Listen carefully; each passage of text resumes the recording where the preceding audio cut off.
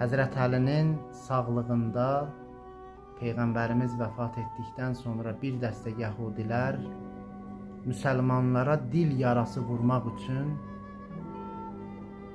Həzrət Əliyə belə dedilər: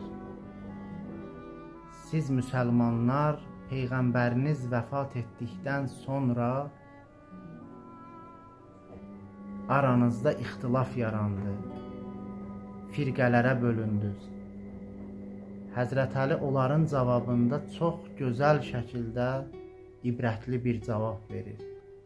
Deyir, bəli, biz müsəlmanların arasında Peyğəmbərdən sonra ixtilaf yarandı. Lakin siz yəhudilər Həzrət Musanın sağlığında yadınıza salın, sizi həmən o dənizdən keçirdəndən sonra ayaqlarınızın suyu qurumamış bütpərəst oldunuz. Həzrət Əli nə demək istəyirdi? Dəlili nə idi buna? Baxın, Quran-ı Kərimdə Allah Təbarək və Teala'nın bizə nazil elədiyi bu əzəmətli kitabda Həzrətin sözünün dəlili buradadır. Əraf surəsinin 138-ci ayəsi.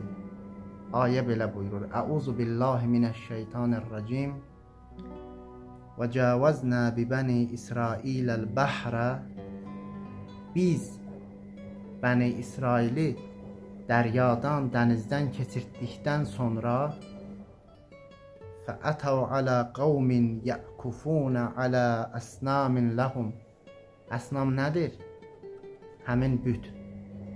Gəldilər, bir yerə yetişdilər. Gördülər ki, oranın cəmaatı bir bütün ətrafına və yaxud da bir neçə bütün ətrafına toplanıblar, ibadət eləyirlər o bütə. Qalu, həmən bu yəhudilər Həzrət Musanın nicat verdiyi Bəni İsrail belə dedi: Ya Musa, Ya Musa, ic'al lana ilahən kəmə ləhum alihə. Sən də bizim üçün bunların ibadət elədiyi bütlər kimi bizim üçün sən də büt düzəlt, biz ona ibadət eləyək. Həzrətin cavabı belə olur: Qalə innəkum qavmun təcəlun. Həqiqətən siz çox cahil, nadan qövmsüz. Əziz müsəlman qardaşım, sənin dinin İslam ən əzəmətli dindir. Fəxr elə dininlə, fəxr elə.